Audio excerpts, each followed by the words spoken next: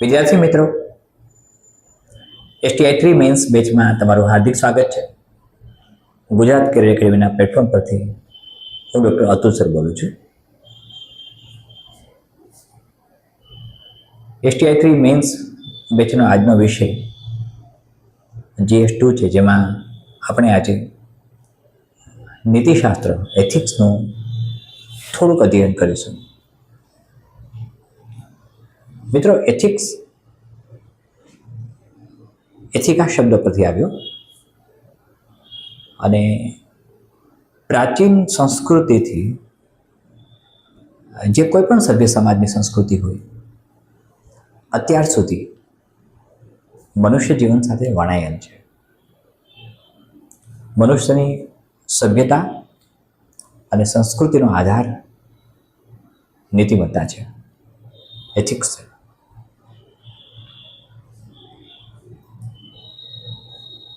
મિત્રો, જે સ્પર્ધાત્મક પરીક્ષાર્થીઓ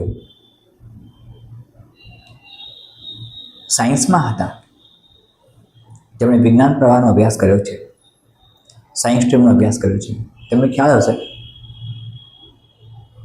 બાયોલોજિકલી આપણે બે પ્રકારની ક્રિયાઓ કરીએ છીએ. બે પ્રકારની જૈવિક ક્રિયાઓ થતી હોય છે. મારા તમારા શરીરમાં બે પ્રકારની અલગ અલગ જૈવિક ક્રિયાઓ થાય, જેને આપણે વોલેન્ટરી એક્શન અને ઇનવોલેન્ટરી એક્શન કહીએ છીએ. વોલેન્ટરી એક્શન્સ મારા હાથમાં છે, મારા નિયંત્રણમાં છે, તમારા હાથમાં છે, તમારા નિયંત્રણમાં છે. અને ઇનવોલેન્ટરી એક્શન્સ તમારા હાથમાં નથી હોતી, તમારા નિયંત્રણમાં નથી હોતી. ફોર એક્ઝામ્પલ, હાર્ટ બીટિંગ, શ્વાસ લેવો, આ બધી પ્રોસેસ, આ બધી એક્શન્સ ઇનવોલેન્ટરી છે. આ પેનને ઉઠાવી ન ઉઠાવી એ મારા હાથમાં છે, મારા નિયંત્રણમાં છે. મારે શું બોલવું અને શું ન બોલવું એ મારા નિયંત્રણમાં છે. જે મારા નિયંત્રણમાં છે એ મારી ઈચ્છાથી થતું કર્મ છે. જે મારા નિયંત્રણમાં છે એ મારી ઈચ્છાથી થતું કર્મ છે. જે મારા નિયંત્રણમાં નથી, જેના પર મારો કંટ્રોલ નથી, મારું નિયંત્રણ નથી, એ ઈચ્છા કે જે મારી ઈચ્છા ન હોવા છતાંય થાય છે એવું કર્મ, જેના પર મારો કંટ્રોલ નથી, એક એવું કર્મ. આ બંને કર્મો જુદા છે મિત્રો. કર્મને પરિભાષિત કરવી હોય તો આપણે ભગવદ્ ગીતાનો આધાર લેવો પડે.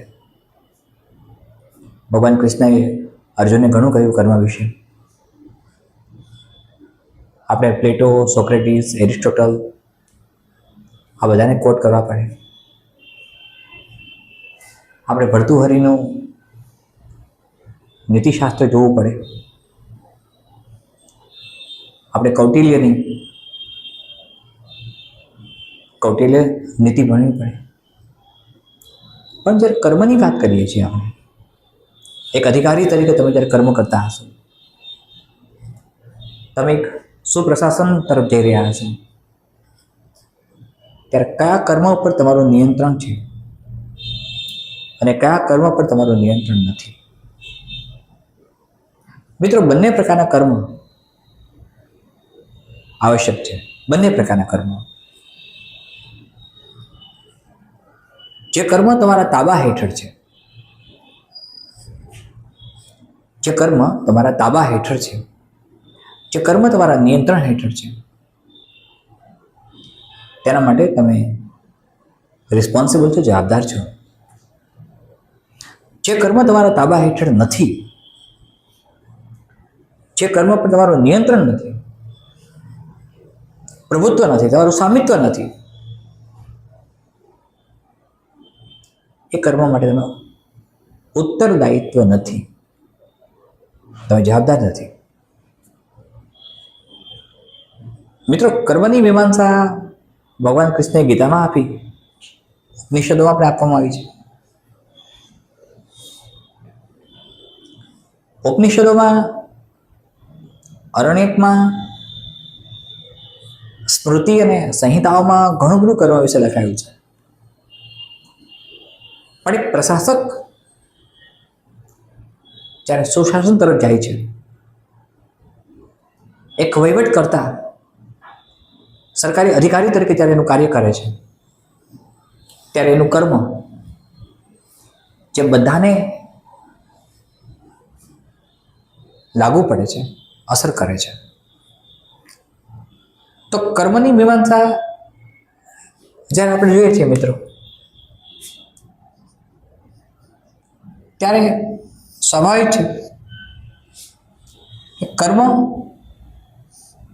સાપેક્ષ હોય છે.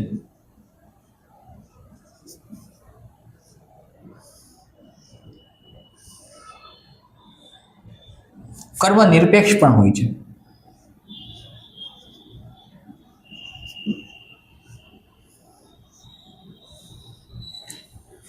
કર્મ સ્વયં સંચાલિત પણ હોય છે.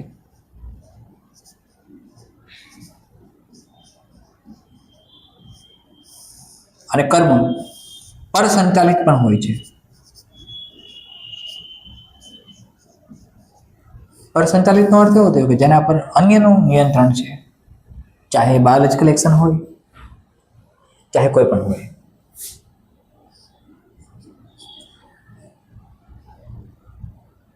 તમે એને ઓટોનોમસ કહી શકો, સ્વયં સંચાલિતને. સાપેક્ષ કર્મ એક એવું કર્મ છે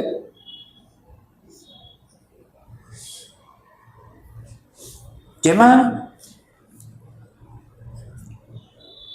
સર આઇઝેક ન્યૂટનના થર્ડ લો ઓફ ગ્રેવિટેશન મુજબ કાર્ય થતું જોવા મળે, કર્મ થતું જોવા મળે. તમે third law of gravitation already ભણી ગયા છો, તમને ખબર છે action and reactions are equal and opposite to each other. ક્રિયા અને પ્રતિક્રિયા. હવે કોઈ ક્રિયા થશે તો એ સાપેક્ષ પરિણામ જ્યારે આપે ત્યારે થતું કર્મ સાપેક્ષ કર્મ છે. ધ્યાનથી સમજવા પ્રયાસ કરજો. એથિક્સ સામાન્ય સંજોગોમાં ગુજરાતમાં મહદઅંશે કાચું જાય છે મિત્રો.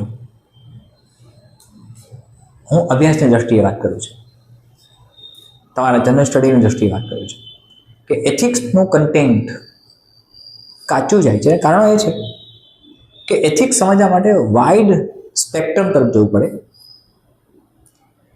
વાઇડ રીડિંગ તરફ જવું પડે. વેલ, હવે જ્યારે સાપેક્ષ કર્મની વાત આપણે કરીએ છીએ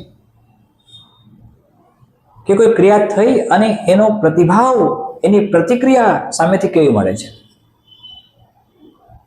તમે એક અધિકારી છો મિત્રો, તમને યાદ છે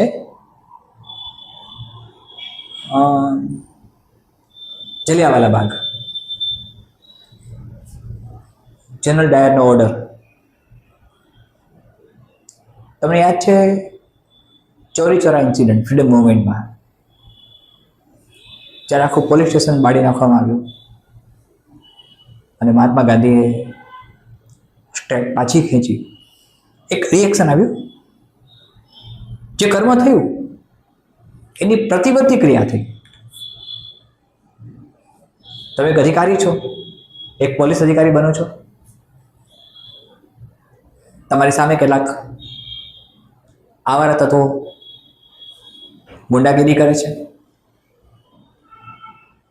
ધ્યાનથી સમજો, તમે એક સારા અધિકારી છો, અધિકારીની પોસ્ટ ઉપર છો, તમને ઘણા મુલાકાતીઓ આવે છે. મુલાકાતીઓના વર્તન સામે તમારું કર્મ કેવું છે? તમારી સામે કોઈ મુલાકાતી તોછડું વર્તન કરે છે, બેહુદું વર્તન કરે છે, અનપેક્ષિત વર્તન કરે છે, એ સમયે તમારું રિએક્શન કેવું છે? સાપેક્ષ કર્મમાં ગુસ્સો, આનંદ આ બધી જ લાગણીઓ આવી છે. મારી ઈચ્છા મુજબ મને રિએક્શન મળે છે તો મને આનંદ આવે છે. મારી ઈચ્છા વિરુદ્ધ મને રિએક્શન નથી મળતું તો મને ગુસ્સો આવે છે, દુઃખ થાય છે, તકલીફ થાય છે. અને એ થતી તકલીફ કે થતા દુઃખને કારણે બીજા પ્રતિભાવો ઉત્પન્ન થશે. તો મિત્રો, આ જે વાત આપણે કરીએ છીએ સાપેક્ષ કર્મની, કે જેમાં કર્મ સાથે એક કરતાં વધારે વ્યક્તિઓ જોડાઈ જાય છે. એક કર્મ સાથે, ધ્યાનથી સમજો, એક કર્મ સાથે એક કરતાં વધારે વ્યક્તિઓ જોડાઈ જાય છે. મિત્રો, એમર્સન નામના તત્વચિંતકે કારણ બહુત્વનો નિયમ આપ્યો. એમર્સને એવું પણ કહ્યું, the cause and results are the regulators of the God. He told that causes and results are the regulators of the God. કારણ બહુત્વ. મિત્રો, એક ખેડૂતે ઈમાનદારીથી ખેતીવાડી કરી છે, પાક નિષ્ફળ જાય છે. એના અનેક કારણો હશે, કોઈ એક કારણ જવાબદાર નહીં હોય. એક પણ હોઈ શકે, એક કરતાં વધારે પણ હોઈ શકે.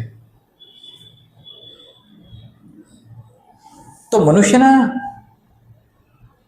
મનમાં ઉદ્ભવતી પરિકલ્પનાઓ, મનુષ્યના મનમાં ઉદ્ભવતા કારણો, મનુષ્યનું મનને પામવું ખૂબ અઘરું છે મિત્રો. અને ડૉક્ટર સિગ્મોઇડ ફ્રોઇડની થિયરી બધી સ્ટડી કરવી પડે આપણે, જે સાયકોલોજીની બેસ્ટ કક્ષાની થિયરીઝ છે બધી, ડૉક્ટર સિગ્મોઇડ ફ્રોઇડ. તો કર્મ જ્યારે સાપેક્ષ બને છે ત્યારે તેમાં અપેક્ષાઓ આવી જાય છે. અપેક્ષાઓ આવે એટલે લાલચ આવે, પ્રલોભન આવે, લોભ આવે.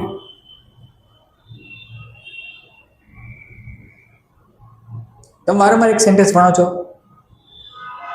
અને આજકાલ તો ખૂબ જ પ્રચલિત થઈ ગયું છે, ફેશનેબલ થઈ ગયું છે અને પૂછાય પણ છે.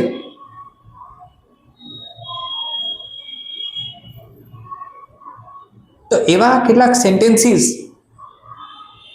કે જે પ્રચલિત છે એ આપણને એક ડિરેક્શન આપે છે. જેમ ડૉક્ટર સિગ્મન્ડ ફ્રોઇડની થિયરી આપણને ડિરેક્શન આપે છે. મિત્રો, જ્યારે સાપેક્ષ કર્મ હોય છે ત્યારે તેમાં ફળની અપેક્ષા આવે.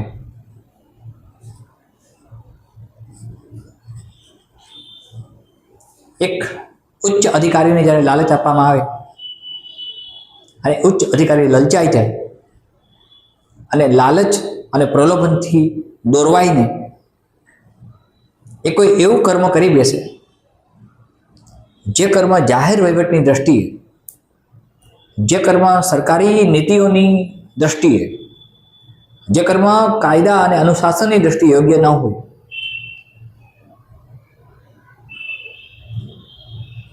તો સ્વાભાવિક છે કે ત્યાં સત્તા ભ્રષ્ટ બને છે. સત્તા ભ્રષ્ટ બનવાનું કારણ શું? લાલચ અને પ્રલોભન આવ્યું, આવ્યા પછી દોરવાઈ ગયો. એક અધિકારી દોરવાઈ જાય છે જ્યારે, આ ત્યારની વાત થઈ. હવે નિરપેક્ષ કર્મ તો રિએક્શન લેસ હોય. ભગવાને ભગવદ્ ગીતામાં અર્જુનને નિરપેક્ષ કર્મ કરવા કહ્યું હતું, અપેક્ષા રાખ્યા વગરનું. કરવાના ફળની ઈચ્છા રાખવાની જરૂર નથી, તું કર્મ કર. એમાં અહંકાર નથી હોતું. સાપેક્ષ કર્મમાં અહંકાર હોય, નિરપેક્ષ કર્મમાં અહંકાર નહીં હોય, ગુસ્સો નહીં હોય, આનંદ નહીં હોય. મારી ઈચ્છા મુજબ થયું તો મને આનંદ આવ્યો જરૂરી નથી, આનંદ વ્યક્ત નહીં પણ કરું. મારી ઈચ્છા મુજબ ન થયું, મને ગુસ્સો પણ નહીં આવે. જેને ભગવાને ભગવદ્ ગીતામાં સ્થિત પ્રજ્ઞાના લક્ષણો કહ્યા કે સ્થિત પ્રજ્ઞા, જેની પ્રજ્ઞા સ્થિર છે, જેની બુદ્ધિ સ્થિર છે, જેને કશું સ્પર્શતું નથી. આનંદ, ભય, શોક, ગુસ્સો, અમારી હ્યુમન સેન્સેશન્સ, હ્યુમન ફિલિંગ્સ એને સ્પર્શ ન કરે. આપણે એવા કર્મની વાત કરીએ છીએ. સરકારી અધિકારી પાસેથી જ્યારે કર્મની મીમાંસાની વાત કરવામાં આવે, સરકારી અધિકારી પાસે જ્યારે કર્મના સંદર્ભમાં અપેક્ષાઓ રાખવામાં આવે, એ કેવી હોય છે? તમે આજે ટેક્સેશન ડિપાર્ટમેન્ટ તરફ જશો મિત્રો, ટેક્સેશન ડિપાર્ટમેન્ટ નામ પણ બદનામ છે આખા વિશ્વમાં. ભારતની વાત નથી કરતા આપણે. સભ્યતા અને સંસ્કૃતિનો વિકાસ થયો ત્યારથી અત્યાર સુધી ટેક્સેશન ડિપાર્ટમેન્ટ ક્યાંક ને ક્યાંક સતત ચિત્રમાં આવે છે. અને હ્યુમન ફિલિંગ્સ પણ એવી હોય છે. તમે આખું સમજશો, તમે સોલંકી ડાયનેસ્ટીનો જીજિયા વેરો સમજો, તમે ટેક્સેશનની મેથડ સમજો, ટેક્સેશન શરૂઆત ક્યાંથી થયું અને ટેક્સેશનમાં પ્રવેશેલી બંદીઓ, તેનો અભ્યાસ કરો તો ખ્યાલ આવશે મિત્રો. તો એક ટેક્સ ઇન્સ્પેક્ટર તરીકે તમે જ્યારે કામ કરો છો ત્યારે પ્રલોભન આવશે, લાલચ આવશે. તો મિત્રો કર્મની મીમાંસા જ્યારે સ્વયં સંચાલિત કર્મ હોય ત્યારે ઉત્તરદાયિત્વ વધી જતું હોય છે. પણ જ્યારે પરસંચાલિત કર્મ હોય, જે માર્ગ તમારા હાથમાં નથી, માર્ગ તમારા હાથમાં ન હોય, નિયંત્રણમાં ન હોય, એવા કર્મો કેવા?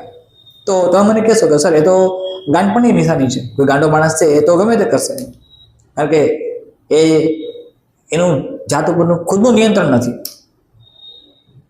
જાત ઉપર નિયંત્રણ છે, રોકી રાખશે એની જાતને કે મારે નથી કરવાનું આવું.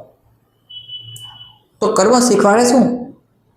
નૈતિકતા અને અનૈતિકતાનો ભેદ. કર્મના પાયામાં નૈતિકતા અને અનૈતિકતાનો ભેદ રહેલો છે. હવે નૈતિકતા અને અનૈતિકતાની વાત આવી, એથિક્સની વાત આવી. એથિક્સ નીતિશાસ્ત્ર છે. તો આખો કર્મની મીમાંસા નીતિશાસ્ત્ર પર ડિપેન્ડન્ટ છે. કર્મની મીમાંસા નીતિશાસ્ત્ર પર ડિપેન્ડન્ટ છે અને નીતિશાસ્ત્ર કર્મ પર ડિપેન્ડન્ટ છે. આ બંને લગભગ સરખું જાય છે.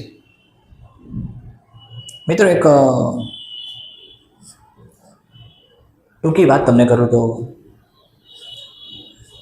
એક જજ સાહેબે એમના જજમેન્ટમાં, લીગલ જજમેન્ટમાં એક ક્રિમિનલને ફાંસીની સજા કરી, કારણ કે એણે કોઈનું મર્ડર કરી નાખ્યું હતું. કોર્ટમાં કેસ ચાલ્યો, દલીલો થઈ, વિટનેસીસ તપાસ્યા અને બધા જ પુરાવાઓ, બધા જ એવિડન્સીસ, સાક્ષીઓના નિવેદનો લેવાના, આ બધું જ એમ કહેતું હતું કે આ માણસે ક્રાઇમ કર્યું છે, મર્ડર કર્યું છે. એટલે જજ સાહેબે એવિડન્સીસના આધારે, પુરાવાઓના આધારે, નિવેદનોના આધારે અને ઘણી બધી બાબતોના આધારે તેને ફાંસીની સજા આપી. ફાંસીની સજા આપ્યા પછી જજ સાહેબ જ્યારે ઘરે જાય છે ત્યારે 4-5 દિવસ સુધી એને ઊંઘ નથી આવતી. રાત્રે જાગી જાય, અચાનક વિચાર આવે કે મારો નિર્ણય સાચો છે, ફાંસીની સજા આપવાનો યોગ્ય છે, અયોગ્ય છે. રહેવાતો નથી એટલે પેલા ક્રિમિનલને બોલાવે છે અને પૂછે છે. ક્રિમિનલની એવી દલીલ હતી કે મેં મર્ડર કર્યું જ નથી. શરૂઆત જ્યાંથી કેસની થઈ ત્યાંથી એની રજૂઆત જ એવી હતી, પણ એવિડન્સીસ એની વિરુદ્ધમાં હતા, પુરાવાઓ એની વિરુદ્ધમાં હતા, સાક્ષીઓ વિરુદ્ધમાં હતા.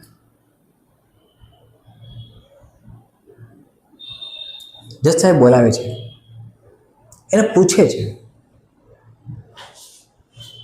કે મને સાચું કે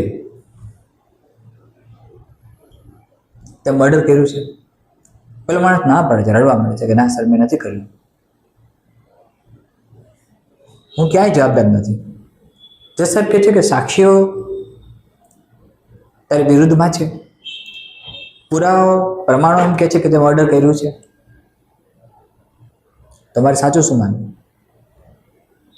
તો મને આખી વાત કરો. જજ સાહેબને બીજો વિચાર આવે છે એટલે પૂછે છે કે ત્યાં પહેલાં ક્યારેય કોઈનું મર્ડર કર્યું છે? ત્યાં તારું પહેલું મર્ડર છે. એટલે પેલો ક્રિમિનલ બોલે છે, જો મિત્ર અહીંયા કરવાની મીમાંસા આવી જાય છે કે સાહેબ મેં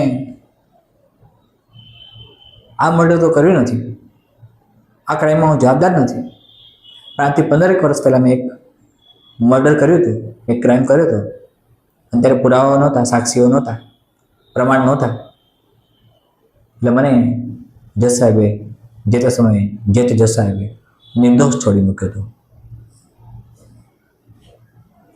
લિસન ટુ મી. 15 વર્ષ પહેલા કર્મ કરેલું, ત્યાં સુધી કોઈ રિસ્પોન્સ કર્મના સિદ્ધાંતોએ ના આપ્યો. 15 વર્ષ પછી એ જ કર્મ માટે જે સજા મળવી જોઈતી હતી એ સજા એને મળે છે. મિત્રો, કર્મની મીમાંસાની ઘણી બધી વાતો છે. થોડો આજે સમયનો અભાવ છે એટલે આપણે આ સેશનને લંબાવીશું નહીં. GS2ના એથિક્સના બધા જ પોઈન્ટ્સ તમને સરસ મજાના તૈયાર થઈ જશે. એક નાનું એવું સેશન લાંબુ કદાચ ચાલે, નાનું એવું સેશન લાંબુ ચાલેનો અર્થ એવો થાય કે કદાચ 2-2.5 કલાક ચાલે, તેમાં આખું એથિક્સ આપણે કમ્પ્લીટ કરી નાખીએ એમ છીએ, અને આપણે એ તરફ જઈએ છીએ. ઝડપથી આપણે પૂરું કરી નાખશું. STI 3 મેન્સ માટેની તમારી તૈયારીઓ જે પણ ચાલે છે ચાલતી રાખજો. આજે તમને બધાને GS1નું પેપર ઓલરેડી મળી ગયું છે અને GS1માં તૈયારી સારી કરજો. મિત્રો, ગઈકાલના ઇંગ્લિશના પેપરમાં અનેક મિત્રોએ ભૂલો કરી છે. ગુજરાતીના પેપરમાં જે મિત્રોએ સબમિશન કર્યું છે એમાં વ્યાકરણ, પ્રેરક વાક્ય રચના ખોટી આવે છે, કહેવત, રૂઢિપ્રયોગ ક્યાંક ખોટા આવે છે. એ સમજી શકાય કહેવત, રૂઢિપ્રયોગ, પણ વાક્યના પ્રકારમાં ભૂલ ના આવી જોઈએ. એક બીજી ભૂલ એ પણ આવે છે કે તે સજ્જન માણસ હતા, તો તે સજ્જન માણસ હતા એ વાક્ય સુધારવાનું હતું વાક્ય રચનાની દ્રષ્ટિએ. તે સજ્જન માણસ હતા માથે કેટલાક મિત્રોએ જે મીંડું હતું અનુસ્વાર છે કાઢીને એમનું લખ્યું છે, તે સજ્જન માણસ હતા, ખોટું વાક્ય બને છે. વાક્ય સાચું શું હોય? તે સજ્જન હતા. જન એટલે માણસ, તે સજ્જન હતા. પ્લુરલ ફોર્મ નથી એટલે ખાલી માથે અનુસ્વાર નહીં આવે. તે સજ્જન હતા. સજ્જન માણસ લખવાની જરૂર નથી. આવી નાની ભૂલો આવે છે. જોડણીમાં ક્યારેક ભૂલો આવી જોવા મળે છે, ક્યાંક વિષયાંતર જોવા મળે છે. Otherwise you are doing very well. ઇંગ્લિશમાં એરર્સ આવે છે મિત્રો. ઇંગ્લિશ એવો વિષય છે કે તમને હું વારંવાર કહું છું, ગુજરાતી અને અંગ્રેજી પર મેક્સિમમ ભાર આપજો. GSમાં પણ તમારે એથિક્સ, ઇતિહાસ, સાંસ્કૃતિક વારસો, જિયોગ્રાફી, સાયન્સ, ટેકનોલોજી, રાજ્ય બંધારણ. મિત્રો, તમને કદાચ ભારતના રાજ્ય વ્યવસ્થાને બંધારણની ખબર હોય, બધા આર્ટિકલ્સ તમને યાદ હોય ને તમે આર્ટિકલ્સના આધારે તમે લખીને આવી શકો. મે બી કે તમે મેથોડિકલ પણ લખીને આવી શકશો. પણ અહીંયા જે ગુજરાતી અને ઇંગ્લિશમાં ભૂલો આવે છે એ ભૂલોને મિનિમાઇઝ કરજો. જે મિત્રો ઇવેલ્યુશન માટે મોકલે છે એમની PDF એ અમારી પાસે સલામત છે. ચેક કરી માર્ક્સ આપી અને મોકલી આપશો. આ પછી મિત્રો 3 સિરીઝ શરૂ થાય છે. આ 3 સિરીઝમાં તમને 100% રોલ નંબર અને બધું આપવામાં આવશે. આ સિરીઝ હશે. આના પછીની સિરીઝ આવશે પ્રચંડ સિરીઝ. પહેલી અવલોકન સિરીઝ જાય છે, પૂરી થાય છે. આવતીકાલે છેલ્લું પેપર છે. GS2 4 દિવસ ચાલ્યું. એ પછી પ્રચંડ સિરીઝ આવે છે. પ્રચંડ સિરીઝ 4 દિવસ ચાલશે. એ પછી પુરુષાર્થ સિરીઝ આવે છે અને પુરુષાર્થ સિરીઝ પછી સાફલ્ય સિરીઝ આવે છે. પ્રચંડ, પુરુષાર્થ, સાફલ્ય, આ 3 સિરીઝ જે એટેન્ડ કરો છો મિત્રો, કોઈ અવલોકન ટેસ્ટ સિરીઝ કદાચ એટેન્ડ નથી કરી, કશો વાંધો નહીં. પેપર્સ મેં કમ્યુનિટી ગ્રુપ પર વોટ્સએપ પર મોકલ્યા જ છે, ટેલિગ્રામ પર મોકલ્યા છે ક્વેશ્ચન પેપર્સ. પણ પ્રચંડ, પુરુષાર્થ અને સાફલ્ય આ સિરીઝ ગુમાવતા નહીં. તેમાં જે પ્રશ્નો બનાવ્યા હશે, ડ્રાફ્ટ કર્યા હશે, તેની આસપાસ તમારું STI 3નું પેપર ફરતું હશે. મારા શબ્દોને ધ્યાનથી સમજવા પ્રયત્ન કરજો. અમારી ભલામણ પણ છે, અમારી ઈચ્છા પણ છે, મારી રજૂઆત પણ છે. ત્યાં સતત ધ્યાન આપજો. પ્રચંડ પુરુષાર્થ અને સાફલ્ય આ ત્રણેય સિરીઝ ભરીને આવશો એટલે STI 3માં તમારું સાફલ્ય નિશ્ચિંત છે. ફરીથી મિત્રો મળીએ છીએ આવતીકાલે. સતત મહેનત કરતા રહેજો. પ્રચંડ પુરુષાર્થ સાફલ્ય લાવે છે. ધન્યવાદ. જય હિન્દ.